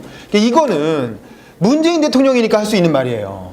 만약에 이명박 대통령이나 박근혜 대통령이 가서 이런 식의 연설을 했다고 보세요. 가만히 있었겠어요? 거기 있는 사람들이? 야, 이 자식아 하면서 이제 물병 날라오고 뭐 난리도 아니었겠죠. 근데 민주화 운동가 출신인 문재인 대통령이기 때문에 이런 말을 할 수가 있는 거죠. 광주 시민들에게. 이런 요청을 할 수가 있는 거죠. 그래서 이것도 사실은 그 5.18의 어떤 의미를 새롭게 해석하고 광주 시민들에게 새로운 역할을 부여한 국민 통합이라고 하는 새로운 역할을 부여한 굉장히 좋은 연설이었다. 문장도 되게 아름답고 그렇게 이제 구체적인 사례들 돌아가신 분들 이름을 직접 호명하면서 한 것도 그렇고 뭐 여러 면에서 굉장히 잘 쓴 그 4.16 세월호 사태와 연결시킨 것도 그렇고 여러 면에서 되게 잘 쓴 연설이었지만 그걸 압도하는 그 이후의 퍼포먼스 이렇게 안아주는 퍼포먼스 그걸로 해서 국민들에게 엄청난 감동과 막 그거 보고 진짜 눈물을 안 흘린 그 웬만한 분들은 거의 다 눈물을 흘렸을 거예요. 기자들도 뭐지 이러면서 다 같이 보다 말고 뭐야 이게 아니 이게 뭐 국가기념식에서 어떻게 이런 장면이 나올 수가 있어 할 정도로 무슨 이게 뭐 무슨 예능에서 연출한 것도 아니고 나중에 또 생중계였잖아요. 그게 나중에 편집해가지고 나간 것도 아니고 생중계로 그런 장면을 보니까 정말 전 국민이 다 같이 엄청난 이렇게 감동을 받았던 그런 사건이었죠. 그러니까 이런 걸 하면서 대통령 지지율이 팍팍 치솟기 시작하는 거야. 원래 문재인 대통령 득표율은 40%였어요. 그렇잖아요. 근데 나중에 지지율이 막 뭐 80% 90%까지만 올라가잖아요. 근데 이게 이런 연설들 또 이런 이벤트들을 한번 할 때마다 지지율이 쭉쭉 이렇게 수직 상승을 하게 됩니다. 그리고 또 하나가 이제 그 봉하마을 연설. 이것도 굉장히 이제 기가 막힌 사건인데 봅시다. 이 봉하마을이라는 거는 노무현 대통령 돌아가신 곳이고 노무현 대통령이 묻혀 있는 곳이잖아요. 그리고 노무현 대통령을 지지하는 친노 친문 세력의 성지 같은 곳이 되어버렸죠. 그 문재인 대통령은 후보 시절에 그걸 공약을 했어요. 자기가 그 봉하마을에 여러 번 갔죠. 여러 번 가서 갈 때마다 내가 대통령이 되면 현직 대통령으로서 노무현 대통령 5월 23일이 서거일이니까 5월 23일 서거일에 현직 대통령으로 참석하겠다. 그 전에 물론 8번을 다 참석했죠. 8번을 다 참석했지만 그때는 이제 자기 일종의 상주 입장으로 참석한 거고 이 9주기인 2017년 5월 17일은 5월 23일은 내가 대통령으로서 참석하겠다라고 여러 번 공약을 했어. 여러 번 공약하고 막상 대통령이 당선돼서 5월 23일에 참석하러 딱 내려간 거예요.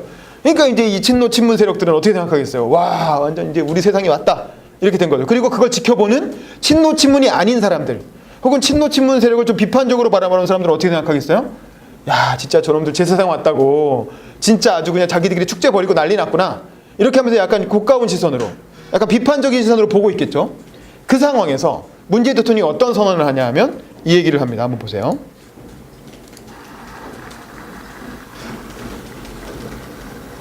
노무현 대통령이 자, 노무현 대통령을 직접 불러요. 노무현 대통령 부르면서 노무현 대통령에게 말을 거는 거예요. 돌아가신. 당신이 그립습니다. 그립다라는 거죠. 보고 싶습니다. 보고 싶다. 문장이 더 짧아요. 그립다. 하지만 저는 앞으로 임기 동안 대통령님을 가슴에만 간직하겠습니다. 그렇죠. 임기 동안 노무현 대통령을 가슴에만 간직하겠다. 그러니까 친노 세력의 대통령이 되지 않겠다라는 선언을 하는 거예요. 봉하마을에 내려가서 노무현 대통령 서거 9주기에 친노 세력 아주 핵심 지지층을 대상으로 무슨 얘기인지 아시겠죠? 현직 대통령으로서 이 자리에 참석하는 것은 오늘이 마지막일 것입니다. 그렇죠. 현직 대통령으로서 이 자리에 참석하는 건 오늘이 마지막이다. 그리고 올해도 안 갔죠. 올해 5월 23일도 안 갔어요. 이게 뭐냐면 많은 사람들이 노무현 대통령 좋아하기도 하지만 노무현 대통령 싫어했던 사람도 많잖아요. 그리고 문재인 대통령 찍은 사람보다 안 찍은 사람이 더 많죠. 60%는 안 찍었거든. 40%만 찍었거든. 문재인 대통령. 그러니까 봉하마을에 내려가서 이런 그 행사를 하는 걸 보면 좋아하고 잘한다라고 박수 치는 사람도 있겠지만 어떤 사람이 있겠어요? 싫어하는 사람도 많겠죠. 사실은. 싫어하고 경계하고 쟤들끼리 다 해먹는 거 아닌가. 완전 친노 친문 세력의 나라가 되는 거 아닌가 라는 우려를 가진 사람들이 많단 말이야. 근데 이런 발언을 할 줄은 아무도 사실 몰랐어요. 기자들도 아무도 몰랐어. 사실 이 원고는 미리 알려지는 게 아니거든요. 딱 연설하면 연설할 때 같이 풀어요.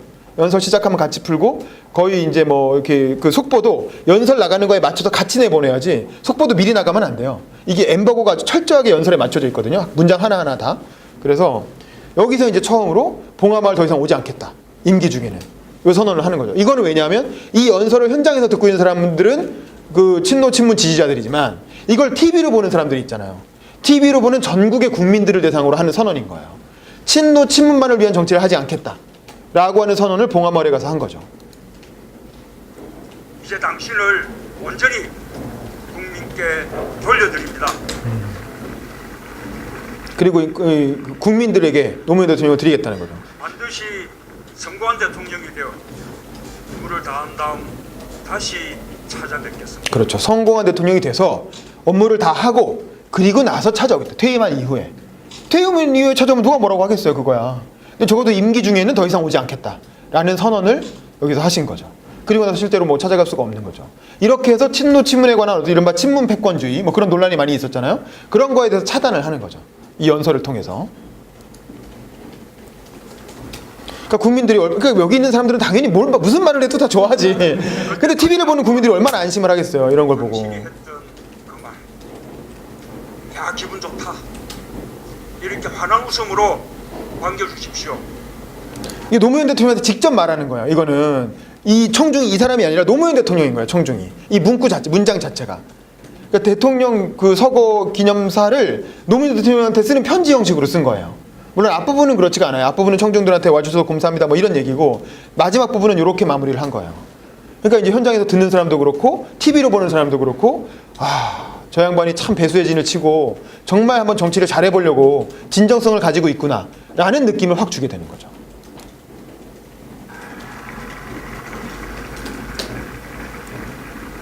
다시 한번 참석해 주신 여러분께 감사드리고 부탁에 견뎌주신 권장수 여사님과 유족들께 그 말씀을 드립니다.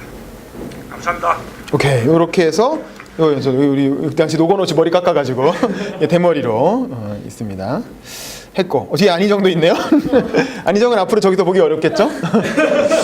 자, 그 다음에 사실은 저는 이게 참 그 연설을 하나로 꼽는다면 이거를 꼽았는데 이게 현충일 추념사예요. 현충일 추념사. 사실 문재인 대통령 입장에서는 가장 힘든 연설이라고 할 수 있죠. 가장 어려운 연설. 왜냐하면 뒤에 60항쟁도 있지만 60항쟁은 안 다룰 거예요. 근데 그건 전문은 안 다루고 그냥 있다는 것만. 현충일 추념사는 누구 앞에 가서 하는 연설입니까? 아까 말한 것처럼 산업화 세대 앞에 가서 하는 연설이에요. 이 현충일 추념사 자리에 현장에 와서 앉아있는 사람들은 대부분이 문재인 안 찍은 사람들이에요. 문재인 안 찍고 박정희 대통령을 가장 존경하고 박근혜를 찍었던 사람들이죠. 그 중에 일부는 지금도 태극기 집회 나가는 사람들도 있을 테고 혹은 박근혜 대통령을 마음속으로 아직도 이렇게 아쉬워하고 불쌍해하는 사람들도 있어요. 그런 사람들이 되게 현충일날 모이는 사람들이란 말이야. 현충원 가보면 대충 그래요, 분위기가. 거기에 가서 그 사람들을 대상으로, 물론 국민들도 다 보고 있고 그 사람들을 대상으로 현충일 추념사를 해야 되는 거야. 그러니까 다른 연설은 굉장히 다 지지자들을 대상으로, 적어도 눈앞에 있는 사람들은 지지자들이기 때문에 편하게 할 수 있죠. 그리고 현장에 공감을 얻기도 굉장히 쉬워요. 근데 이 현충일 추념사라는 거 진짜 어려운 연설이에요. 민주정권의 대통령으로서는 현충일이라고 하는 행사는 안 갈 수도 없고 가서 뭔 말 실수하면 또 큰일 나고 현장에서 어떤 일이 일어날지도 모르고 되게 사실은 그 위험한 혹은 부담스러운 그런 행사란 말이에요. 그런 행사장에 가서 과연 뭐라고 얘기를 하느냐. 여기에서 문재인 대통령의 연설 주제는 애국이었어요. 애국. 아까 말한 5.18의 주제가 뭐 치유와 위로, 또 문재인 대통령, 노무현 대통령에 대한 서거가 노무현 대통령이 놓아주겠다 뭐 이런 거라면 이 현충일 추념사의 핵심 그 키워드는 애국이에요. 애국. 애국이라고 하는 가치를 다시 물어본다. 그리고 애국이 왜 문제가 되냐면 박근혜 정부에서 엄청 강조했었어요. 기억나요? 애국심이란 키워드를 박근혜 정부에서 우리 국제시장 영화 개봉했을 때 그때 갑자기 중간에 그 애국가 울려 퍼지고 태극기 올라가면서 얘기하다 말고 중간에 일어나서 이렇게 북에 대한 맹세하는 장면이 영화에 있잖아요. 그걸 박근혜 대통령이 언급하면서 요즘 국민들의 애국심이 그러면서 그런 거 다시 했으면 좋겠다고 막 이런 얘기하고 그랬었잖아요. 그래서 도대체 뭘 애국을 하라는 거냐. 이 나라가 나한테 해준 게 뭔데 뭐 이러면서 이제 그때 애국이란 말이 되게 박근혜 정부 때 젊은 사람들 사이에서 되게 희화화되고 농담의 대상이 되고 막 그랬단 말이에요. 무슨 얼어 죽을 애국이냐 이런 나라에서 뭐 이런 얘기들. 자, 그런데 이 애국이라는 게 꼭 그렇게만 볼 대상인가? 라고 이제 다시 한번 질문을 던지는 거예요. 애국이라는 거에 대해서. 그래서 애국하면 누가 떠오르냐? 기본적으로 이제 애국을 독점하고 있던 사람들은 크게 세 종류의 사람들이 있습니다. 하나는 뭐냐면 독립운동가들이에요. 일제시대에 자기를 바쳐서 독립운동하신 분들, 애국의 아이콘이죠. 또 하나는 뭐냐면 6.25 참전 용사들이에요. 6.25 때 나가서 북한하고 싸우다가 돌아가신 분들, 혹은 거기 실제로 전쟁에 참전하신 분들, 그 사람들이 나중에 군사정부의 주축이 됩니다. 그런 사람들 입장에서도 자기 목숨 걸고 나라를 지킨 거잖아요. 그러니까 이게 대한민국이라는 나라는 세 종류의 피가 들어간 나라예요. 우리가 이제 벤자민 프랭클린인가요? 미국에서 민주주의의 나무는 인민의 피를 먹고 자란다라는 유명한 말이 있잖아요. 그 대한민국이라는 나라, 민주주의 국가도 세 종류의 피를 먹고 이제 성장을 하게 되는데 3.1운동을 통한 이제 그 독립운동가들의 피가 있죠. 뭐 우리 미스터 션샤인에서 얼마 전에 나온 것처럼 그 구한말 의병부터 시작해서 3.1운동부터 시작해서 뭐 의열단, 뭐 상임임시정부로 이어지는 그런 어떤 독립운동가들의 피가 있고, 그다음에 6.25의 피가 있어요. 우리가 사실 만약에 한국 전쟁이 없었으면 우리는 그 빨간 국가가 북한이 됐겠죠. 그래서 김정은 치하에서 우리도 살고 있겠죠. 근데 6.25 때 그들의 북한을 막아냈기 때문에 우리가 이렇게 민주국가에서 살고 있는 거거든요. 따지고 보면 사실은 6.25 때 한 희생과 헌신, 군인들의 노력도 엄청나게 중요한 거예요. 그게 없었으면 우리는 지금 김정은 치하라니까 완전 전 세계 후진국이었겠죠. 그리고 다 같이 뭐 못 먹고 못 사는 나라가 됐겠죠. 다 획일화돼 있고. 또 하나는 뭐냐면 민주화 운동가들의 피죠. 아까 말한 5.18에서 흘린, 5.18과 민주화 운동 과정에서 흘린 이 세 종류의 피가 들어간 나라란 말이야. 그 세 종류의 사람들이 이 나라를 지키기 위해서 뭔가 자기 목숨과 어떤 희생을 하지 않았으면 우리 지금 같은 대한민국이라는 나라는 없는 거죠. 근데 그 중에서도 그래서 이제 그런 사람들 다 언급합니다. 그런 사람들 하나하나를 다 언급하면서 애국이란 뭐 그런 분들이 바로 애국이었다라고 얘기를 하면서 뭘 얘기하냐면 또 우리가 놓치고 있었던 다른 애국의 의미에 대해서 강조를 해요. 볼게요. 존경하는 국민 여러분, 저는 오늘 조국을 위한 헌신과 희생은 독립과 호국의 전장에서만 있었던 것이 아니었음을 여러분과 함께 기억하고자 합니다. 그렇죠. 단순히 독립운동가들이나 또는 호국이라는 건 6.25 참전용사나 뭐 그런 분들이죠. 여기 보면 딱 그런 분들 앉아 계시잖아요. 딱 봐도 다 6.25 참전하실 것 같은 분들이 앉아 계시죠. 그런 분들만의 전유물이 아니라는 거야. 애국이라는 건. 애국은 뭐냐면 우리 모두의 것이라는 거죠. 그러면서 보세요. 1달러의 외화가 아쉬웠던 시절, 이억 만리 낯선 땅 독일에서 조국 근대화의 역군이 되어준 분들이 계셨습니다. 그렇죠. 뜨거운 막장에서 탄가루와 땀으로 범벅이 된 채 석탄을 캔 파독 광부, 병원의 온갖 굳은 일까지 견뎌낸 파독 간호사.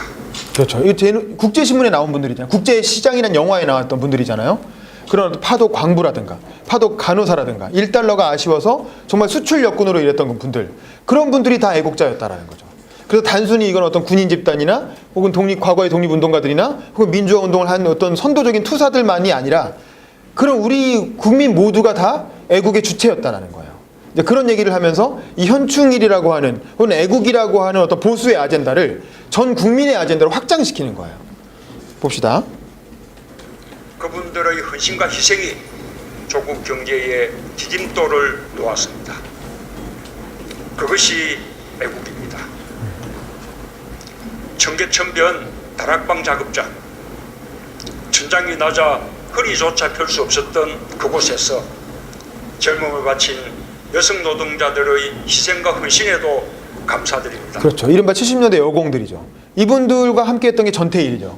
이런 분들의 어떤 인권을 개선하라고 외치다가 돌아가신 분이 전태일이고, 그런 사람들도 애국자였다라는 거예요. 재봉틀을 돌리며 눈이 침침해지고 실밥을 뜯으며 손끝이 갈라진 그분들입니다. 또 문장이 되게 문학적이잖아요. 아주 구체적인 묘사를 하잖아요. 그 사람들이 겪었던 고통, 어려움에 대해서 아주 구체적으로 눈에 보이듯이 묘사를 한단 말이에요. 마치 오바마 대통령 연설처럼. 이런 게 사실은 어떤 문학적인 그 글이라는, 연설의 어떤 문학적인 요소를 담은 글이라는 거죠. 애국자 대신 여공이라고 불렸던 그분들이 한강의 기적을 일으켰습니다. 그것이 애국입니다. 그렇죠. 애국자 대신 여공이라고 불렸다는 거예요. 여공이란 말에 담긴 의미는 뭐예요? 약간 좀 낮춰보는 거잖아요. 그 뭐 공돌이, 공순이 이러면서 이제 약간 낮춰보고 배운 것도 별로 없고 뭐 그런 데서 이제 험하게 일이나 하고 무식하고 그래갖고 돈 벌어갖고 가족들한테 이제 붙여주고 뭐 그런 사람들이란 말이에요. 그런 우리 할머니 할아버지들 그런 분들이에요. 그런 분들이 사실은 진짜 애국자였다. 그리고 그런 분들이 한강의 기적을 만들어냈다. 박정희 혼자 한 게 아니고 군사 독재의 정권이 자기들끼리 관료들이 소수의 관료들이 한 게 아니라 바로 그런 분들의 노력이 대한민국을 만들었고 그런 분들이 바로 애국의 주체다라고 하는 점을 이 연설을 통해서 강조를 하는 거죠. 애국의 의미를 확장시키는 겁니다. 이제는 노인이 되어 가난했던 조국을 온몸으로 감당했던 시절을 회상하는 그분들께 저는 오늘 정부를 대표해서 마음의 훈장을 달아드립니다. 그렇죠. 그런 분들께 정부를 대표해서 마음의 훈장을 달아드린다. 그러니까 이런 표현이 굉장히 문학적이잖아요. 마음의 훈장. 왜냐면 그 어르신들을 다 찾아다니면서 다 훈장을 줄 수는 없잖아요. 그러니까 연설을 통해서 훈장을 주는 거예요. 연설을 통해서 어떤 위로와 감사의 마음을 드리는 거죠. 그게 바로 애국이다. 라고 이제 얘기를 하는 연설입니다. 뒤에도 되게 멋진 말들이 많은데 이 정도로 하고 뒤에 나온 얘기는 여러분들 다 찾아보세요. 각자. 그리고 요 뒤에 이제 60 항쟁 30주년 기념사도 있긴 있어요. 이것도 되게 좋은 내용이긴 한데 지금 시간 관계상 협력하도록 하고. 자, 다시 정리해 보면 대통령 취임사. 오늘부터 저는 국민 모두의 대통령이 되겠습니다. 저를 지지하지 않았던 국민 한 분 한 분도 저의 국민이고 우리의 국민으로 섬기겠습니다. 거듭 말씀드립니다. 문재인과 더불어민주당 정부에서는 기회는 평등, 과정은 공정, 결과는 정의로울 것입니다. 자, 이렇게 어떤 갈갈이 찢어졌던 탄핵과 대선 국면을 거치면서 분열됐던 그 사분월, 그야말로 5개 정당이 5명의 후보를 내서 완전히 찢어졌고 지지율도 사실 40%대면은 그렇게 다른 후보 많이 받은 건 아니죠. 그런 상황에서 이 국민들을 하늘로 모으겠다라는 국민 통합의 메시지를 던진 거고. 근데 5.18 기념사에서는 아까 말한 것처럼 이런 분들 이렇게 실제로 5.18로 인해서 희생된 분들을 하나하나 호명하면서 5.18이라고 하는 건 광주만의 지역 행사가 아니라 전국의 행사고 5.18 유가족이나 광주 시민들도 더 이상 언제나 피해자, 희생자가 아니라 이제는 국민 통합에 앞장서는 그 국민 통합의 어떤 주체가 되어달라라고 하는 당부를 하는 그런 메시지를 던진 연설인 거죠. 이것도 역시 국민 통합의 큰 틀 안에 흐름 안에 있는 거죠. 이 연설의 주제도. 노무현 서거 9주기 연설도 마찬가지죠. 당신이 그립습니다. 보고 싶습니다. 하지만 저는 앞으로 임기 동안 대통령의 가슴에만 간직하겠습니다. 라고 하면서 이 자리에 참석하는 건 오늘이 마지막입니다. 즉, 나 스스로가 친노 세력의 대통령이 아니라 국민 모두의 대통령이 되겠다는 선언을 한 거죠. 이것도 역시 국민 통합. 이 분열된 국민을 치유하는데 내 스스로가 앞장서 나서겠다. 노무현 대통령 기다려달라. 내가 돌아올 때까지. 임기 중에 더 이상 안 오겠다. 이 메시지를 던진 거예요. 이것도 사실 좋은 연설이었고 현충일 기념사. 그래서 애국은 오늘의 대한민국을 있게 한 모든 분들이다 라고 하면서 아까 하진 않았지만 독립운동의 품속에 있었던 태극기가 고지쟁탈전이 벌어졌던 수많은 능선 위에서 펄럭였습니다. 이렇게 다 문학적인 표현인데 독립운동가가 품속에 품었던 태극기를 고지쟁탈전은 6.25를 말하는 거잖아요. 그러니까 독립운동가 세대와 6.25에 참전한 어떤 산업화 세대를 화해시키는 거예요. 이 애국기라는 상징을 통해서 연결된다는 거지. 그 태극기라는 상징을 통해서.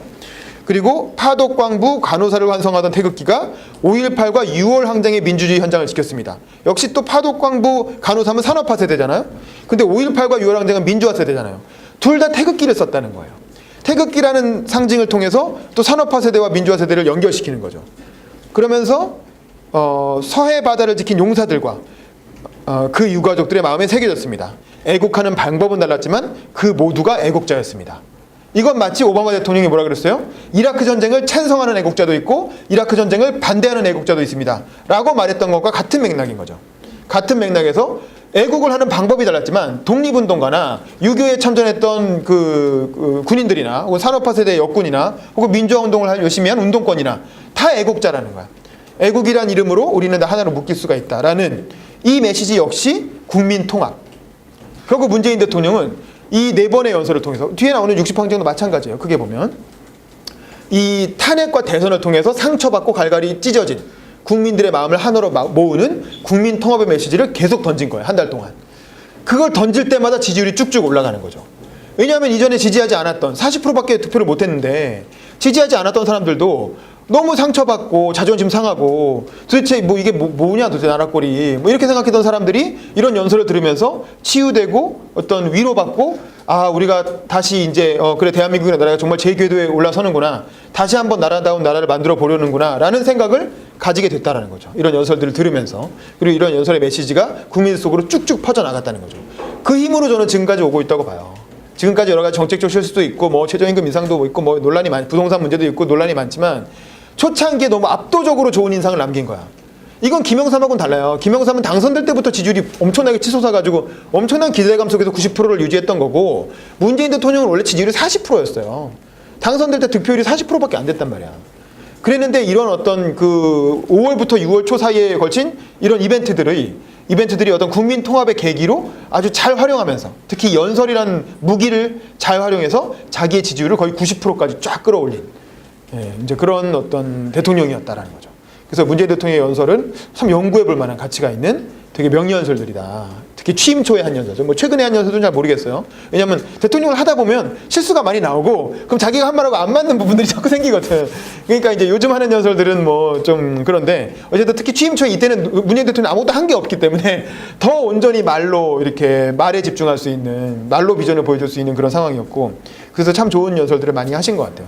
그리고 문장을 아까 말한 신동호나 뭐 양정철은 빠졌지만 그런 어떤 그 연설문 쓰기에 특화된 팀이 아주 프로페셔널하게 아주 문학적인 감수성을 담아서 멋진 연설문으로 잘 뽑아냈다. 그래서 그런 것들이 국민들의 마음속에 쏙쏙 들어갔다. 그게 문재인 대통령의 연설의 특징입니다.